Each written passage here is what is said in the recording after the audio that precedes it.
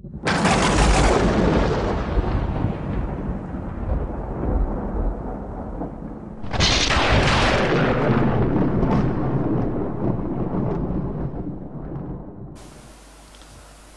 एकदा एक नवीन विषय घेऊन तुमच्या समोर येत असताना मोठा आनंद होत आहे।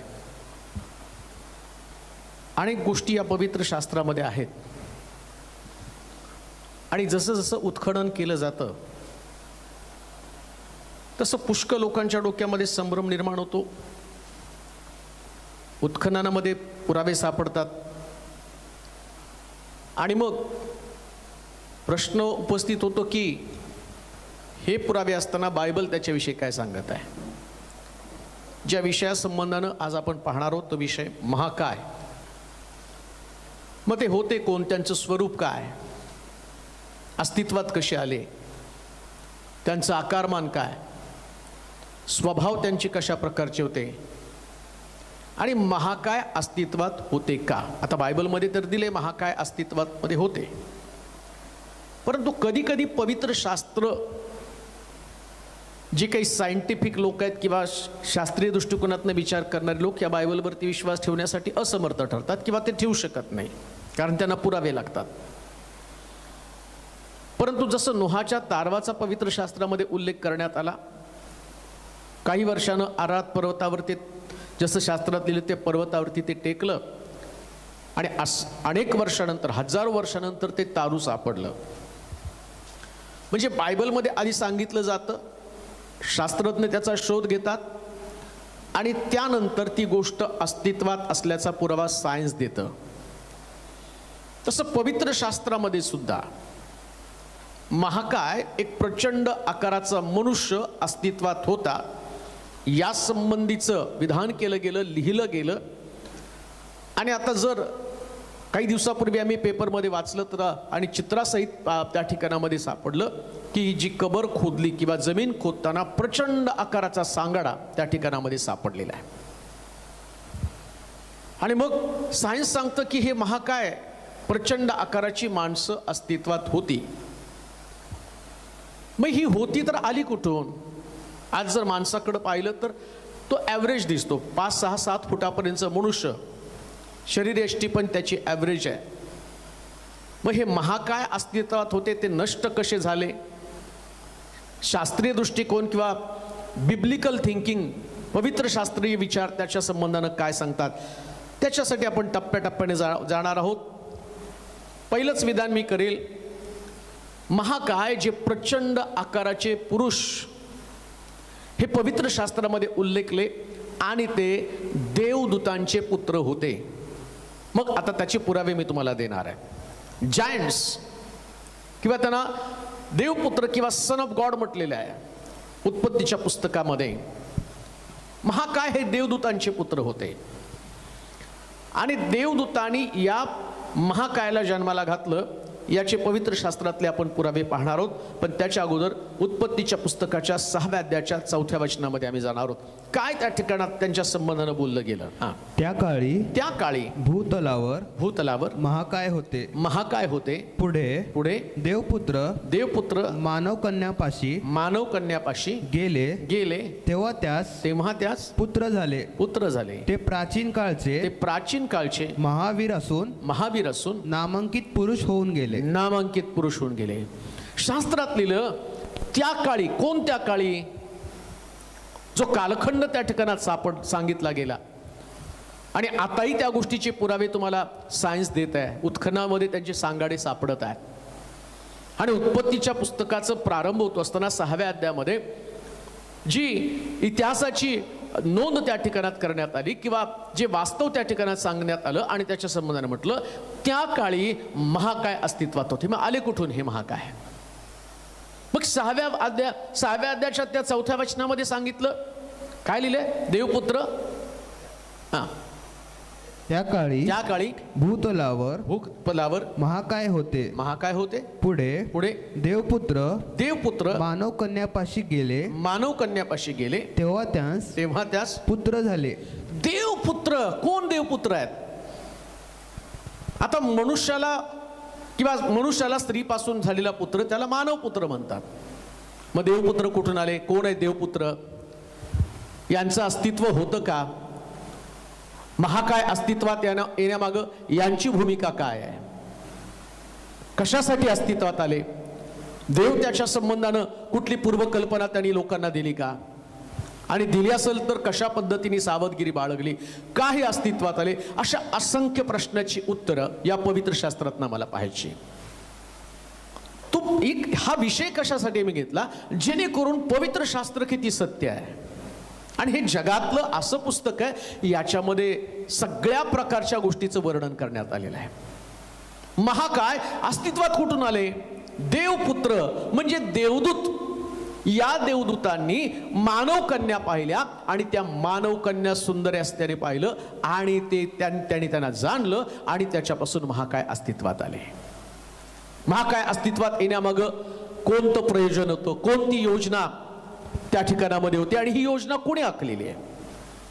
मग महाकायचं स्वरूप जर तुम्हाला समजलं ना, मग आपोआप तुमच्या डोक्यामध्ये ते सगळ्या गोष्टीचा उलगडा होणार आहे. या महाकाय संबंधानं जो हिब्री भाषेतला शब्द आहे, जे पवित्र शास्त्रामध्ये जे महाकाय म्हणजे शरीराच्या आकारानं प्रचंड आणि इतरांपेक्षा सगळ्याच बाबतीमध्ये वेगळे, त्याची उंची वेगळी, त्याची जाडी वेगळी, त्यांची ओझं वाहण्याची पद्धत वेगळी, त्यांचे कपडे सुद्धा वेगळे आहेत, सगळं एक्स्ट्रा ऑर्डिनरी, वेगळंच सगळं. मग महाकाय या शब्दासाठी जो हिब्री शब्द आहे आणि त्याला असं म्हटलेलं आहे नेफितीम. नेफितीम म्हणजे नेफिल म्हणजे जायंट्स, किंवा आणखीन त्याचं ट्रान्सलेशन केलं आणि त्याच्यामध्ये असं म्हटलं बुली किंवा गरिबांना, दुर्बळांना छळणारा वर्ग. अजून एक त्याच्यासाठी शब्द वापरला गेला आणि त्याला म्हटलं टायरंट किंवा जुलमी राजा, जुलूम करणारा व्यक्ती. आता गणनाच्या पुस्तकाच्या 13व्या अध्यायाच्या 33 वचनामध्ये या महाकाय संबंधानं, त्यांच्या आकारा संबंधानं जे स्पष्टीकरण देण्यात आलेले ते आम्ही पाहणार आहोत. पण त्याच्या अगोदर जर तुम्ही त्या गोष्टीचं आणि महत्त्व समजून घेतलं किंवा हे महाकाय म्हणजे काय त्याच्या संबंधानं म्हटलं तर त्यांना जायंट्स हा शब्द वापरलेला आहे. प्रचंड आकाराचे, राक्षसी स्वभावाचे. म्हणजे त्यांच्या नावातच काहीतरी वेगळं किंवा त्याचं स्पष्टीकरण देत असताना त्यांची उत्पत्ती कशासाठी झाली लगेच तिथं समजतं. तसं पाहिलं की त्याचा अर्थ काय? बुली म्हणजे गरिबाला छळणारा वर्ग. हा छळणारा, एक प्रकारचा त्रास देणारा वर्ग आहे. देवानं तर जगामध्ये मनुष्य त्रास देण्यासाठी निर्माण केला नाही. त्याचा हेतू, त्याचा मनुष्याला निर्माण करण्यामागं त्याची संकल्पना काय होती? त्यानं देवाच्या सानिध्यात राहावं, देवाच्या समक्षतेमध्ये राहावं, देवाचे स्वभाव त्याच्यामध्ये यावं. आणि पवित्र शास्त्रात अनेक दिवसातनं अनेक संदेश तुम्ही ऐकले आणि त्यातनं देवाचा हेतू तुम्हाला समजला की आम्ही देवाच्या स्वभावासारखं बदलावं. आता सैतान तो सैतान आहे. जसं देवाला वाटतं मनुष्यानं माझ्या स्वभावाचं बनावं, तसं सैतानाला पण वाटतं माणसानं माझ्या स्वभावाचं बनावं. मग त्याचा स्वभाव पण मनुष्यामध्ये जाणं गरजेचं होतं. महामनुष्यामध्ये त्याचा स्वभाव जाणार तरी कसा होता? आम्ही पाहतो की जसं एक मनुष्य त्याच्या पुत्राला जन्म देतो ना, तर बऱ्याच वेळा तो मुलगा, ते म्हणतात बाप जसा रागिष्ट आहे तसा मुलगा रागिष्ट आहे. त्याचा बाप गोरा आहे तो पण गोरा आहे. त्याचा बाप मदत करणार आहे हा पण मदत करणार आहे. त्याचा बाप खूप शांत आहे बघा, पोरगा तसा शांत निघाला. म्हणजे बापाचे जे गुणसूत्र आहेत ती मुलामध्ये जातात. आता सैतानाला सुद्धा या पृथ्वी तलावर त्याच्या स्वभावाचे लोक तयार करायचे होते आणि देवाचा उद्देश मनुष्य निर्माण करताना त्याने एकमेकाला उपयोगी यावं, माणसावरती प्रेम करावं, एकमेकावरती त्यानं प्रेम करावं. प्रेमाच्या व्याख्येनं मनुष्याला जगामध्ये पाठवलं. आणि आता आम्ही पाहतो की सैतानाचा हेतू काय होता? त्यानं क्रूरता घेऊन जगामध्ये जन्माला, कारण सैताना संबंधानं म्हटलं तो क्रुएल आहे. महाकाया संबंधानं जे नेफिलीम आणि किंवा नेफिल जे म्हटलेले ते जायंट्स म्हटलं, बुली म्हटलेलं आहे, टायरंट म्हटलेले, जुलमी राजा किंवा जुलूम करणारा व्यक्ती. म्हणजे तुम्हाला कळालं महाकाय जन्माला येत असताना त्यांचा हेतू काय होता? जगामध्ये जुलूम केला जावा, जगामध्ये त्याचं राज्य प्रस्थापित करून जे देवाचे लोक आहेत, देवानं मनुष्याला सर्वसाधारण बनवलं. प्रश्न असा उठतो, देवदूत जे बनवले गेलेत ना ते देवदूत मानवापेक्षा किंचित जास्त आहे, देव त्याच्यापेक्षा जास्त आहे. म्हणजे माणसाची शक्ती ही देवदूतांपेक्षा कमीच आहे. मग कोणते देवदूत आहेत जे शास्त्रात तुम्हाला पुढे पुढे मी दाखवणार आहेत. 1/3 देवदूत जे स्वर्गातनं खाली टाकले सैतानाबरोबर, या सैतानाचे देवदूत पृथ्वी तलावरती आले. उत्पत्तीच्या पुस्तकात 6व्या अध्यायाच्या 4थ्या वचनामध्ये म्हटलं ते मानव कन्येपाशी गेले. कशासाठी? हेतू काय होता? जुलमी असणारे पुरुष संतान किंवा जुलमी लोक जन्माला यावे आणि देवाच्या लोकांना त्यांनी छळावं, देवाच्या लोकांना त्यांनी त्रास द्यावा, देवाच्या लोकांना त्यांनी आणि सर्व प्रकारे त्यांचा कोंडमारा करावा आणि त्यांच्यावरती राज्य प्रस्थापित करून देवाच्या लोकांचा छळ करावा, या उद्देशानं त्या ठिकाणामध्ये ते आलेले आहेत. योबाच्या पुस्तकामध्ये आता गणनाच्या पुस्तकात 13व्या अध्याय आणि 33 वचनाकडे आपण जाऊया. त्याचं वर्णन कशा स्वरूपाचे हे नेफिलीम लोक होते आणि त्याचं वर्णन करण्यात आलं. गणनाचं पुस्तक 13वा अध्याय 33 वचन. तेथे नेफिलीम म्हणजे नेफिल्या घराण्यातील अनाकाचे वंशज आम्ही पाहिले. त्यांच्या पुढे आम्ही स्वतःच्या दृष्टीने टोळासारखे दिसलो आणि त्यांनाही तसेच भासलो. हे नेफिलीम म्हणजे महाकाय हे शरीराच्या आकारानं प्रचंड मोठ्या प्रमाणामध्ये होते. आता इस्रायल लोक ज्यावेळेस त्यांनी या नेफिलीम लोकांना, अनाकाच्या वंशाच्या लोकांना त्याने पाहिलं आणि त्यांना पाहिल्याबरोबर असं घडलं त्या ठिकाणामध्ये, ते म्हणतात त्यांच्या समोर आम्ही सामान्य टोळासारखे म्हणजे नागतोड्यासारखे दिसत होतो. आता नागतोड्यासारखे माणसं त्या नेफिलीम लोकांसमोर दिसायला लागले म्हणजे त्याच्या आकारमानाचं तुम्हाला नेमकं स्वरूप समजणार की किती मोठे ते लोक असतील. एक माणूस पहा आणि दुसरा नागतोडा पहा.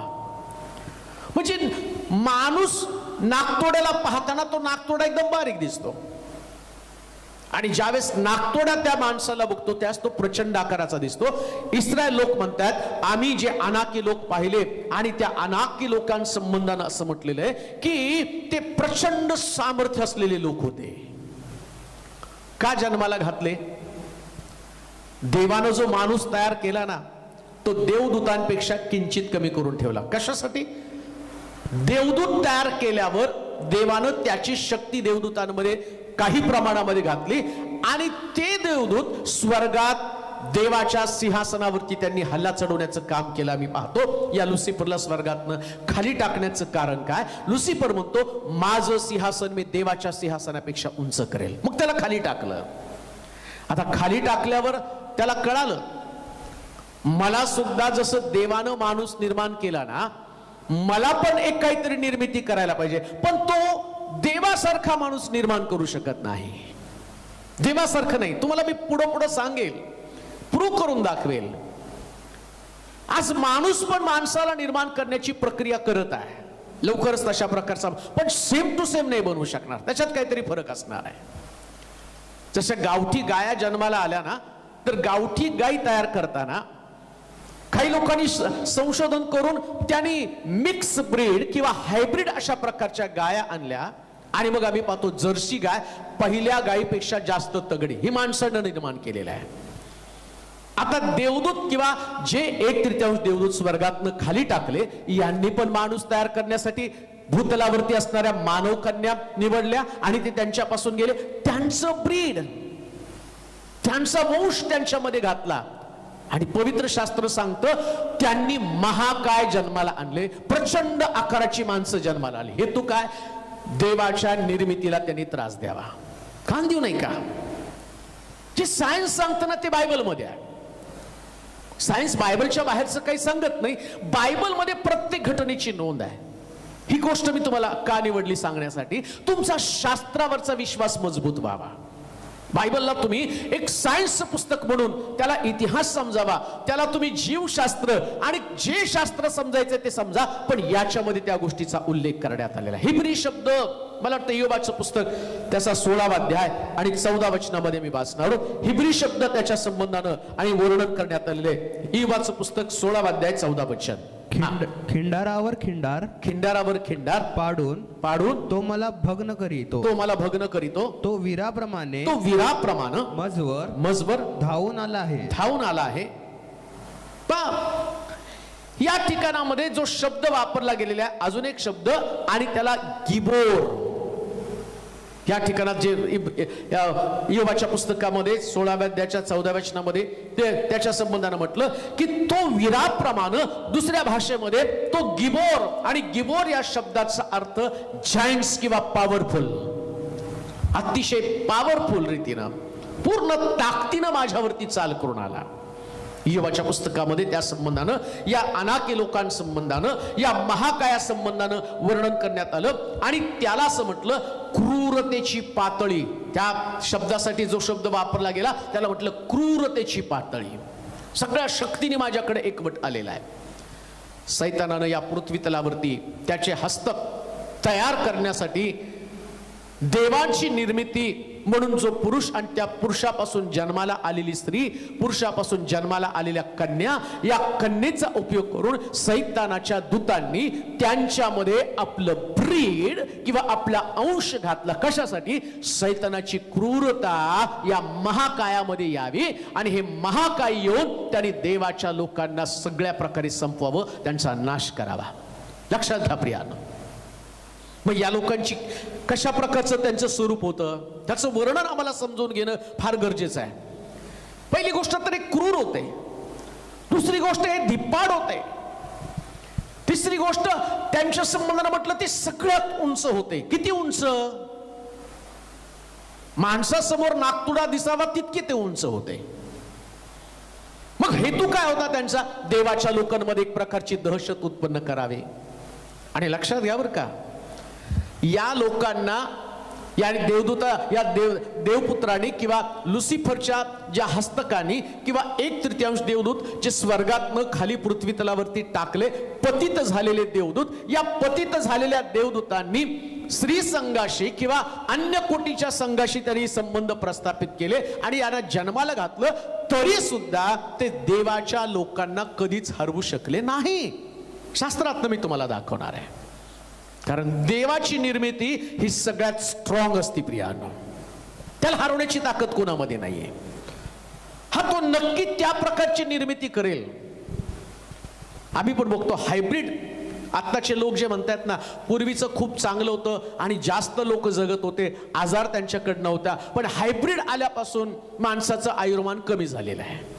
म्हणजे हायब्रिडमध्ये ताकद नाही, दिसतं खूप मोठं, पाहिल्यावरती मोठी मोठी फळं वाटतात, उत्पन्न पण जास्त वाटतं, ती गाय पण दिसायला मोठी असते, हायब्रिड असते.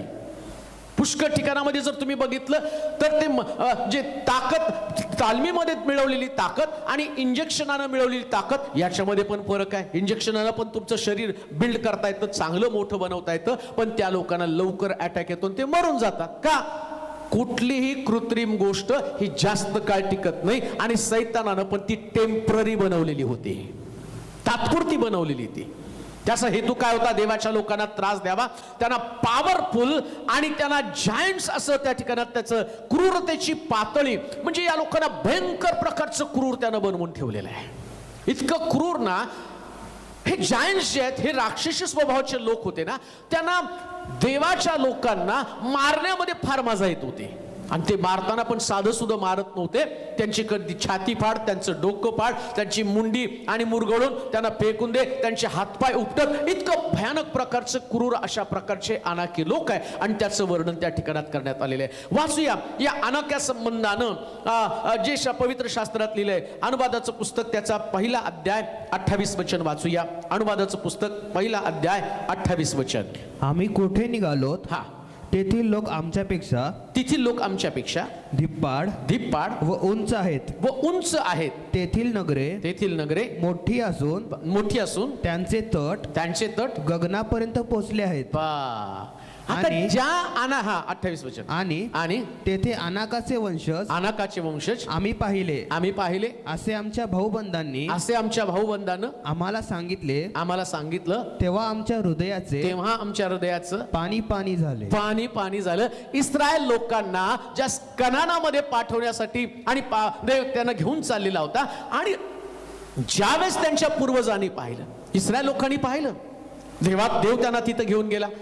त्यांनी एंट्री केली आणि आतमध्ये प्रवेश केल्याबरोबर त्यांच्या संबंधांना म्हटलं, आम्ही अनाकी लोक पाहिले. कशा प्रकारचे लोक होते? तेथील लोक तेथील लोक आमच्यापेक्षा धिप्पाड, ते धिप्पाड होते, जर्सी किंवा त्याला असं म्हटलेलं हायब्रिड लोक होते, वेगळ्या स्वरूपाचे लोक होते. देवानं निर्माण केलेला मनुष्य याच्यापेक्षा त्यांचं वेगळं स्वरूप होतं, त्यांचा आकारमान वेगळा होता. कसं होता आकारमान? धिप्पाड व उंच आहेत. आता देवाचं मनुष्य, इस्रायल लोक हे देवाची निर्मिती आहे. देवानं त्यांना आशीर्वादित केलेलं आहे, परमेश्वरानं त्यांना अभिवचन दिलेलं आहे. मग देवाची निर्मिती एकसारखी आहे, एका सारखेच ते दिसत आहे. आणि ते म्हणतात आम्ही त्या लोकांना पाहिल्यावर आमच्या मनामध्ये धडकी भरली. का? कारण ते लोक उंच होते. तेथील नगरे मोठी असून त्यांचे तट गगनापर्यंत पोहोचले आहेत. पहा, जेवढा मनुष्य उंच ना तेवढी मोठी आणि तटबंदी करणार आहे. हे लोक उंच असल्या कारणानं आता त्यांच्यापेक्षा उंच तटबंदी आवश्यक आहे. आम्ही ज्यास आमच्या घराच्या भिंती बांधतो ना, ते आम्ही 7 ते 8 फूट बांधणार आहे. आणि ते म्हणतात त्यांनी बांधलेली तटबंदी इतकी जबरदस्त होती की आम्हाला पलीकडचं पाहणं शक्य नव्हतं. का? कारण त्याची तटबंदीच गगनापर्यंत जाऊन भिडलेली होती. म्हणजे काय त्या लोकांची उंची असेल, काय त्या लोकांची हाईट असेल.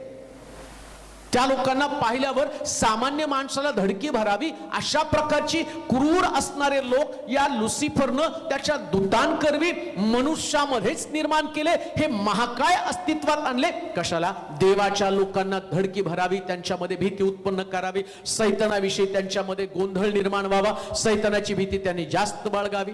सैतान आमच्यावरती राज्य करेल. आणि त्यांना असं वाटलं, सैतानाचा पहिल्यापासूनचा हेतू काय होता? स्वर्गातलं राज्य मिळावं. स्वर्गातलं राज्य त्याला मिळालं नाही. मग त्याला असं वाटलं पृथ्वी तलावरचं राज्य तरी मी स्वतःला मिळवून घ्यावं, कारण ते देवानं मानवाच्या हातामध्ये दिलेलं होतं. आदामाच्या हातामध्ये ते राज्य दिलं होतं, चाव्या त्याच्या हातामध्ये दिलेल्या होत्या.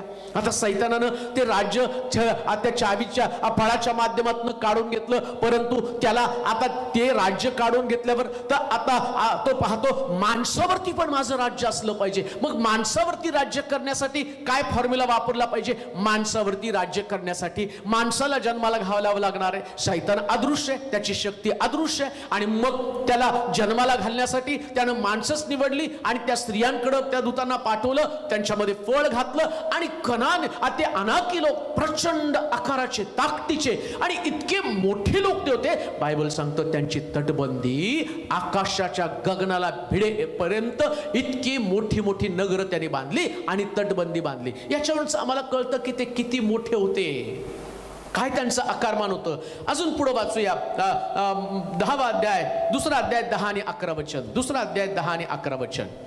अनुवादाचं पुस्तक. पूर्वी तेथे एमी लोक राहत होते. नेफिल लोक राहत होते. एमी लोक राहत होते. ते लोक अनाकी लोकांप्रमाणे प्रबळ पुष्कळ व धिप्पाड होते. अनाकी लोकांप्रमाणे त्यांनाही रेफाईम म्हणतात. आता रेफाईम या शब्दाला आम्ही पुढे पाहणार आहोत. पण मवाबी लोक त्यांना एमी म्हणतात. तसेच पूर्वी सैरात होरी लोकही राहत असत. पण एसावाच्या वंशजांनी त्यांचे वतन बळकावून त्यांचा संहार केला आणि त्यांच्या जागी परत वाच.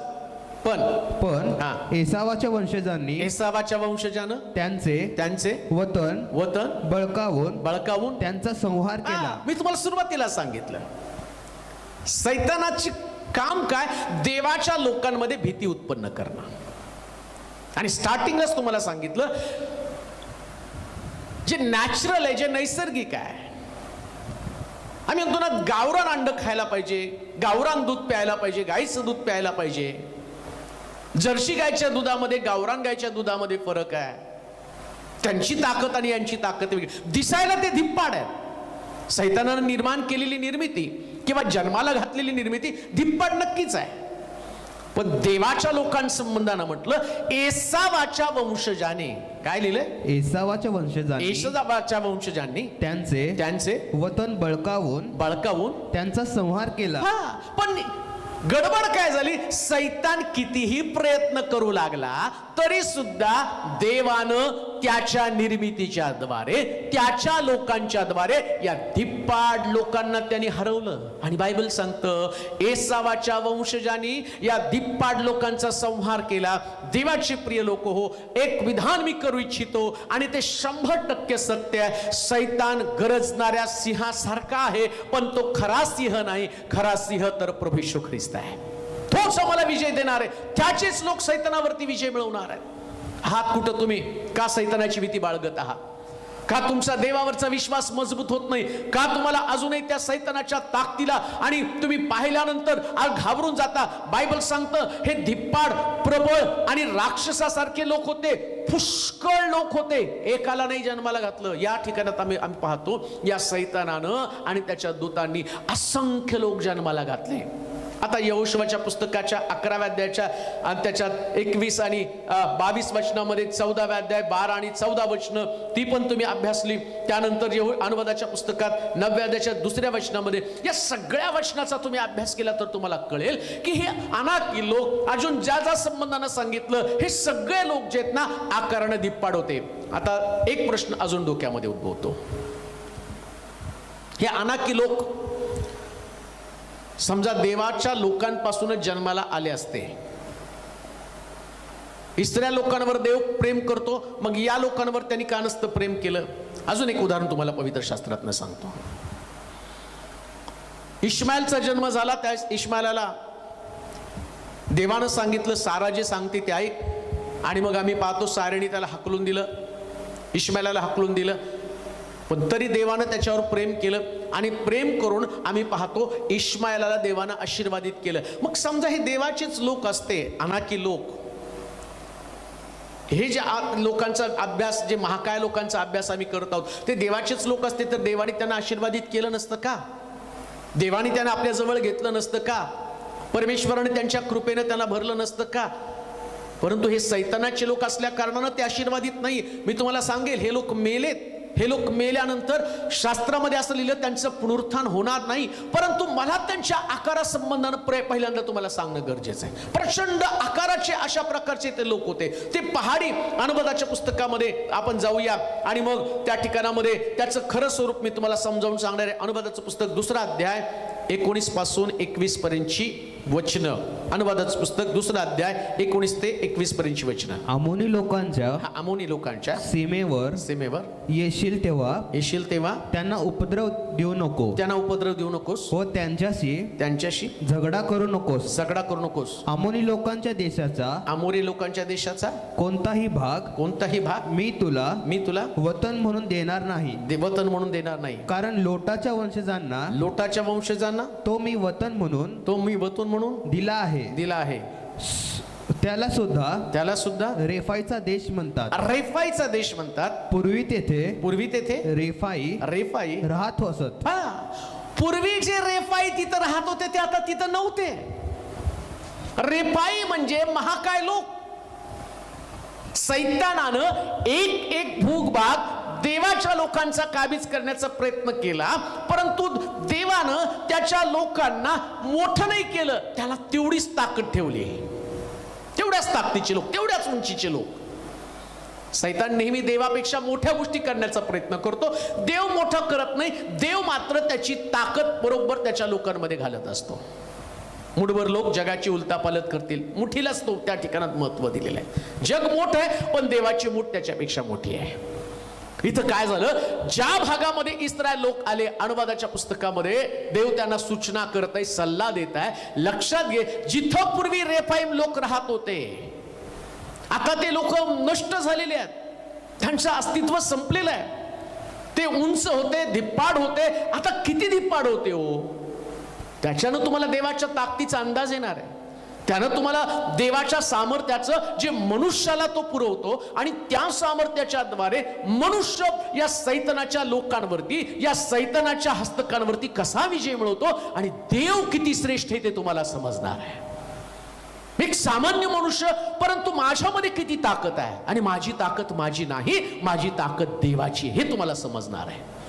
पूर्वी तिथं होते आणि हे जे लोक होते रेफाईम लोक, जे प्रचंड आकाराचे, किती त्यांचं आकारमान किती असावं. अनुवादाच्या पुस्तकामध्ये 2ऱ्या अध्यायाच्या 11 वचनामध्ये आपण वाचूया. 3रा अध्याय 11 वचन, अनुवाद 3रा अध्याय 11 वचन.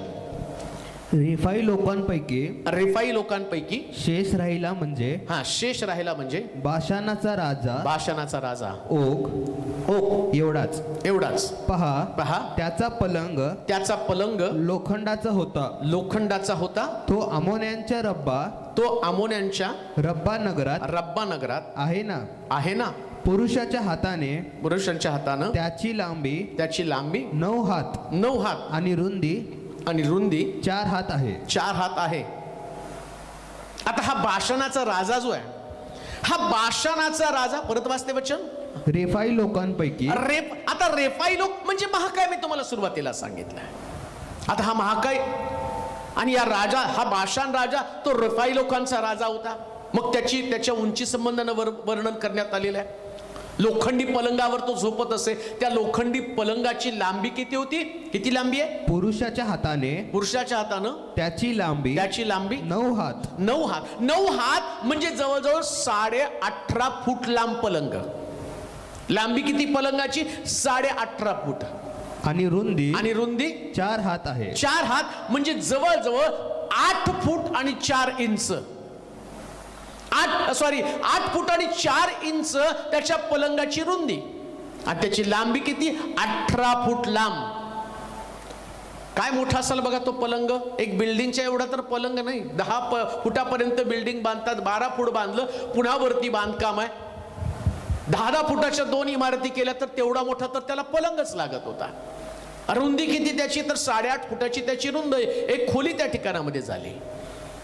मग एवढा मोठा पलंग, लोखंडी पलंग त्याला लागत होता म्हणजे त्याच्या शरीराचा अंदाज येईल तुम्हाला तो किती प्रचंड आकाराचा राजा होता. म्हणून इस्रायल लोक म्हणतात की त्यांच्या समोर आम्ही टोळासारखं दिसत आहोत. 2 मजली इमारत असणारा पलंग जर तो वापरत आहे तर तो व्यक्ती कसा सैतानानं घडवला असेल, कशा पद्धतीने कल्पकतेनं त्यानं देवाच्या लोकांमध्ये दहशत उत्पन्न. देवाच्या लोकांवर तो विजय मिळू शकणार नव्हता. कारण पवित्र शास्त्र सांगतं आणि त्या ठिकाणामध्ये म्हटलं की देवाच्या लोकांनी या लोकांना हाकलून लावलं, नष्ट करून टाकलं. पण सैतानानं जी क्रिएटिव्हिटी किंवा जी निर्मिती केली आणि हायब्रिड स्वरूपाची निर्मिती, हायब्रिड स्वरूपाची कशी? मानवाच्या कन्या आणि सैतानाचे असणारे दूत यांना एकत्र आणून त्यांनी हायब्रिड निर्मिती केली आणि त्याच निर्मितीला म्हटलेलं महाकाय. आणि या महाकाय देवता, महाकाय संबंधानं 3रा अध्याय 13 वचनामध्ये पाप त्या ठिकाणामध्ये अजून काय म्हटलंय वाचूया. 3रा अध्याय, अनुवादाचं पुस्तक 3रा अध्याय 13 वचन. गिलादाचा उरलेला भाग आणि सर्व बाशान अर्थात ओगाचे राज्य आर्गोबाचा सारा प्रदेश म्हणजे सर्व बाशान हे मी मनशेच्या अर्ध्या वंशाला दिले आहे. यालाच रेफाईचा देश म्हणतात. रेफाईचा किंवा राक्षसांचा देश, या देशालाच म्हणत होते राक्षसांचा देश.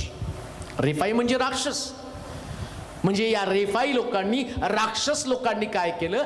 देवाची, ज्यावेळेस आम्ही पाहतो आदामाला बागेतनं बाहेर काढलं, देवाने त्याला काय आशीर्वाद दिला तुम्हाला इथं समजणार आहे. मी जी गोष्ट तुम्हाला समजावून सांगतो ना त्याच्यामध्ये लुसिफरचा प्लॅन, देवाचा प्लॅन तुमच्या डोक्यामध्ये येणार आहे. देवाचा प्लॅन काय होता? सृष्टी निर्माण करताना एदेन बागेतनं बाहेर काढल्यावर तो म्हटला फलद्रूप व्हा, भूमी व्यापून टाका. आता भूमी जर माणूस व्यापणार आहे, मग सैतानाला स्वर्गातलं पण राज्य गेलं, आता पृथ्वी तलावर पण तर राज्य नाही. मग सैतानानं काय प्लॅन केला? राज्य, जसं आम्ही पाहतो देवानं मनुष्य निर्माण करून या मनुष्याला राज्य दिलं. त्याला असं वाटलं मला तर नवीन निर्मिती करता येत नाही, पण देवानं माझी निर्मिती केली, माझ्यामध्ये ते स्वभाव घातले, माझ्यामध्ये ते गुण घातलेले आहेत, माझ्यामध्ये ते सगळ्या गोष्टी आहेत ज्या मानवामध्ये आहेत आणि मानवापेक्षा देवानं माझ्यामध्ये जास्त शक्ती घातलेली. आता माझी शक्ती आणि देवाच्या निर्मितीची शक्ती एकत्र राहून एक हायब्रिड प्रकारचा मनुष्य मी तयार करतो आणि हा मनुष्य देवाच्या मनुष्याला या पृथ्वी तलावरून हाकलून लावील आणि एक राज्य मी काबीज करेल आणि या पृथ्वी तलावरती माझी सत्ता राहील आणि मनुष्य सतत माझा अंकित होईल. ज्या देवानं मनुष्याला निर्माण केलं होतं त्याच्या संगती, त्याच्या सानिध्यात राहण्यासाठी. परंतु आता हा मनुष्य ज्यास माझी सत्ता त्याच्यावरती येईल त्यास तो मनुष्य माझी उपासना करेल, माझी आराधना करेल. देवानं मनुष्य मनुष्याला यासाठी निर्माण केलं होतं, त्यानं लुसिफरची जागा घ्यावी. लुसिफर स्वर्गामध्ये आराधना करत होता. आता मनुष्य निर्माण करण्यामागं देवाचा हेतू काय? जसं येशू ख्रिस्त त्या आणि शमरोनीसला म्हणतो, पित्याची इच्छा आहे की त्याचे उपासक असावेत. तसं लुसिफरला वाटलं माझे उपासक असावेत. मग राज्य जर केलं तर त्या ठिकाणामध्ये लोक त्याची उपासना करतील, त्याची आराधना करतील. आणि वारंवार त्यानं त्या गोष्टी केलेल्या आहेत. शद्रक, मेशक, अबेदनगो, दानियल, ज्यास त्याला गुलाम म्हणून पकडून आणलं ना, राजानं पण एक मूर्ती स्थापन केली. त्याच्या डोक्यामध्ये विचार घातले सैतानानं, सांग तुझ्या लोकांना या आज्ञा कर, 1 महिनापर्यंत कुठल्याच व्यक्तीनं कोणाची उपासना करायची नाही, फक्त या मूर्तीला दंडवत घालायचं. शद्रक, मेशक, अबेदनगोनं त्यांची उपासना केली नाही. ते भट्टीमध्ये त्यांना टाकण्यात आलं. भट्टीमध्ये ते मेले नाही, पण त्यांना ती धमकी दिली. तसं सैतानानं त्याचं राज्य प्रस्थापित करण्यासाठी देवाची उपासना बंद होऊन लोकांनी त्याची उपासना करावी याच्यासाठी त्याने रेफाईमला जन्माला घातलं. आणि या रेफाईम संबंधानं त्याचं स्वरूप कसं होतं, ते उंच जवळजवळ 18 फूट उंचीचा, 18.5 फूट उंचीचा पलंग आणि 8.5 फूट रुंदीचा पलंग तो वापरत होता. आणखीन त्याच्या संबंधानं शमूएलाच्या पुस्तकामध्ये 2 शमूएल 21वा अध्याय 16 ते 22 पर्यंतची वचनं आपण वाचणार आहोत.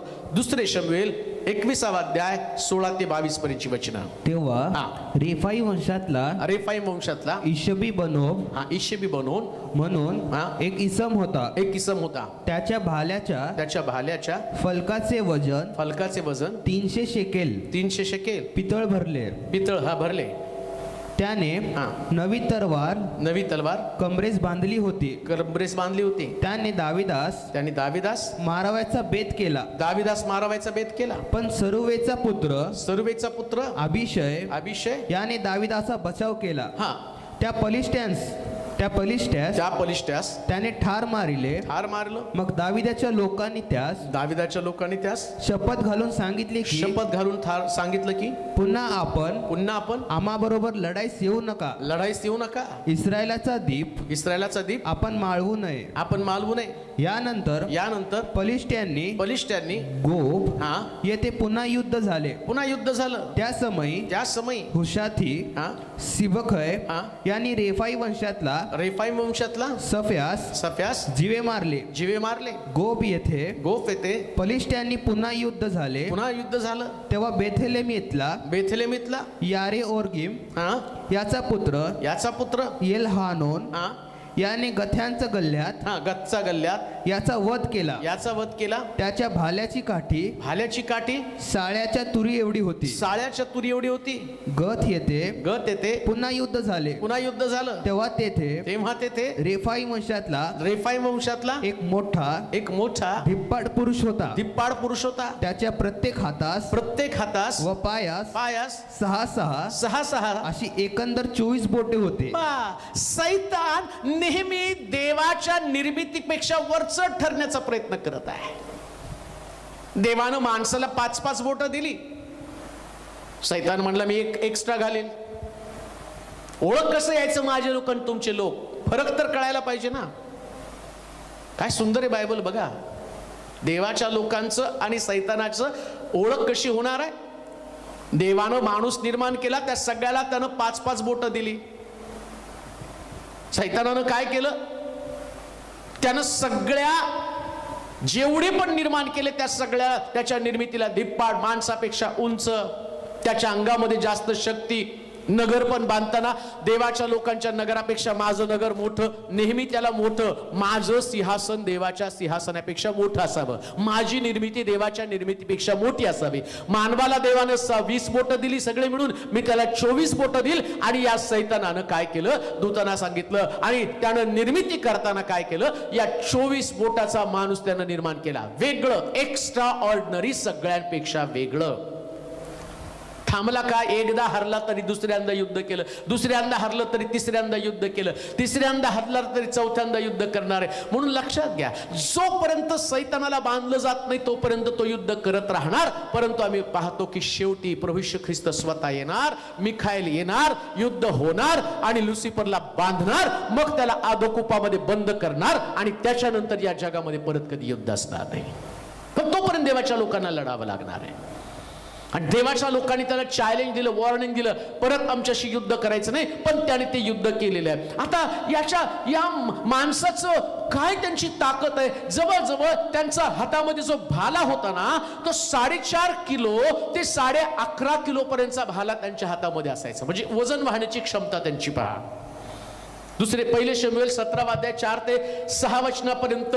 आता ते तुमच्या अभ्यासासाठी वाचत बसायचं नाही, पण पहिले शमूएल 17 अध्याय 4 ते 6 वचनापर्यंत जर तुम्ही वाचलं तर दाविदानं जो गल्ल्याताचा वध केला ना, या गल्ल्याताच्या उंचीचं वर्णन तिथं करण्यात आलं. त्याची उंची किती होती माहिती का? 6 हात 1 वीत होती. 1 वीत म्हणजे जवळजवळ गल्ल्याताची उंची 13 फूट होती. 13 फूट उंचीचा गल्ल्यात. त्यानंतर त्याच्या डोक्याला एक पितळी टोप होता व त्याने खवल्यासारखा पट्ट्याचे कवच अंगात घातले होते. त्या कवचाचे वजन 5000 पितळी शेकेल होते. 5000 पितळी शेकेल म्हणजे त्याच्या अंगावरचं जे पितळी कवच आहे ते कवच जवळजवळ 88.90 किलो. एक पोतं 100 किलोचं पोतं नेल्यासारखं कवच तो आपल्या अंगावर घालून फिरत होता. म्हणजे त्याची ताकद किती असेल विचार करा. त्याचा भाला जो आहे, त्या भाल्या संबंधानं या ठिकाणामध्ये जर तुम्ही बघितलं तर जवळजवळ 11.5 किलोचा भाला. काठी आपण हातात घेऊन फिरतो ना, तसं 11.5 किलोचं वजन तो हातामध्ये घेऊन फिरत होता, नुसतं त्याला टेकत जाण्यासाठी किंवा एक प्रकारची दहशत निर्माण करण्यासाठी. 13 फूट गल्ल्यात भाला 11.5 किलो आणि अंगावरचं कवच जवळजवळ 88.90 kg असला तो गल्ल्यात होता. एवढा प्रचंड आकाराचा गल्ल्यात होता. एवढं सगळं ऐकलं, कल्पना येते, बापरे 13 फुटाचा मनुष्य काय मोठा मनुष्य असेल. एक खर चालत आलेले समोर, हातामध्ये त्याच्या भाला आणि दावीद 6.5 फुटाचा मनुष्य, त्याच्यापेक्षा दुप्पट माणसाला तो बघतो. आणि म्हणून तर आम्ही पाहतो शौल सुद्धा घाबरला, लपून बसला. का? कारण शौलामध्ये देवाचा आत्मा नव्हता, देवाचं आणि त्याच्यामध्ये सानिध्य नव्हतं. पण दावीद छोटा होता, देवाचं सानिध्य त्याच्यामध्ये होतं, देवाची निर्मिती तो होता. तो गरजणाऱ्या सिंहासारखा असला तरी दाविदानं काय केलं, आपलं तो गेला आणि त्या एवढ्या मोठ्या गल्ल्यात त्याला त्याने हरवलं. म्हणजे सैतान कधी सुद्धा देवाच्या निर्मितीवरती विजय होऊ शकला नाही. का? कारण तो देव आहे आणि त्यानं निर्माण केलेला मनुष्य हा सैतानापेक्षा पण प्रबळ आहे. ऐकून घ्या, सैतानाची ताकद किती मोठी असली तर हरवण्याची शक्ती तुमच्यामध्ये आहे. दावीद म्हणतो, मी परमेश्वराच्या नावानं तुझ्यावरती चाल करून जातो. तुम्हाला सैताना संबंधी आणि भीती उत्पन्न करण्यासाठी माझा उपदेश नाही. सैतान किती ताकदवान हे दाखवण्यासाठी पण उपदेश नाही. पण सैतान कशा पद्धतीने देवाला आव्हान करतो आणि देव त्याचं आव्हान त्याच्याच निर्मितीच्या द्वारे कसं उद्ध्वस्त करतो हे सांगण्यासाठी आजचा हा संदेश आहे, आजचा हा बायबल स्टडी आहे. एक गोष्ट ध्यानात घ्या, परमेश्वरानं निर्माण केलेली हस्तकृती ही त्याच्या गौरवाचं पात्र आहे. म्हणून लुसिफर समोर कधी मान तुकू नका, तर प्रभूच्या येशूच्या नावानं त्याच्यावरती विजय मिळवा. हेच देवाचा तुमच्या आणि माझ्या संबंधानं हेतू आहे. देव तुम्हाला आशीर्वादित करो. आपण प्रार्थना करू. सर्व समर्थ देवा, तुझी स्तुती करतो, तुझ्या नावाची महिमा मी गातो. त्यानं किती पण डुप्लिकेट तयार करून मानवी सत्ता उलटवण्याचा प्रयत्न केला तरी आम्हाला विश्वास आहे खरा सत्ताधीश तू आहे. ज्याला पाहिजे ती सत्ता काढून देतोस. निर्मितीच्या वेळेस तू सुंदर मनुष्य निर्माण केला, पण तुझीच निर्मिती सर्वश्रेष्ठ ठरली. सैतानानं किती निर्मितीमध्ये भेळमिसळ करण्याचा प्रयत्न केला तरी तो सगळीकडे हरलेला आहे. आज तुझं वचन ऐकत असताना एक गोष्टीने आमचा विश्वास मजबूत केला, सैतानाच्या निर्मितीपेक्षा देवाची निर्मिती कधीही श्रेष्ठ आहे. तो फक्त मोठ्या गोष्टी निर्माण करण्याचा प्रयत्न करतो, पण देव मात्र ताकदवान गोष्टी निर्माण करण्याचा प्रयत्न करतो. तो आमच्यामध्ये भीती निर्माण करतो, पण देव मात्र आम्हाला विजय देतो. तुझं शास्त्र अद्भुत आहे. तुझ्या वचनाच्या उलगड्यानं आम्हाला प्रकाश प्राप्त होतो. तुझं वचन काल आज युगानुयुग सारखं आहे. आम्ही वाचतो मासिकातल्या घटना, पेपर मधल्या घटना, टीव्ही मधल्या घटना, याच्यानं तुझ्यावर विश्वास ठेवत नाही. आम्ही बायबल वाचतो आणि प्रत्येक घटना सत्य ही आम्ही कबूल करत आहोत. जे ऐकत आहे त्यांचे विचार बदलून जाऊ दे. देवाच्या वचनावर त्यांचा विश्वास मजबूत होऊ दे. प्रभूजी, प्रत्येक मानवानं तुला स्वीकारावं, तुला शरण यावं. त्याच्याशिवाय आमचा उद्धार होणार नाही, त्याच्याशिवाय मला विजय मिळणार नाही. आज लोक भयामध्ये जीवन जगत आहेत, परंतु ज्या पद्धतीनं इस्रायल लोकांनी या लोकांना पाहिलं, ते म्हणतात आम्ही त्यांच्या समोर टोळासारखे आहोत. आज सैतान अशाच पद्धतीनं इतके मोठे प्रश्न त्यांच्या समोर आणतात, पण ते त्यांना टोळ दिसतात. परंतु या घटनेच्या द्वारे तो मला एक दाखवून दिलं, टोळासारख्या लोकांना इस्रायल लोकांनी हरवलं. पहाड्यासारखे दिसणारे लोक, परंतु हे टोळासारख्या दिसणाऱ्या लोकांनी या पहाडी लोकांना हरवलं. हेच अंतिम सत्य आहे आणि तेच सत्य घेऊन आम्हाला जगायचं रोजच्या दिवसामध्ये. तुझ्या लोकांचे विचार बदल, त्यांना तुझ्या वचनामध्ये वाढव. महिमा, आदर, गौरव, सन्मान तुला देत येशूच्या नावात ही प्रार्थना विनवणी केली म्हणून तो एक मान्य कर. आमेन.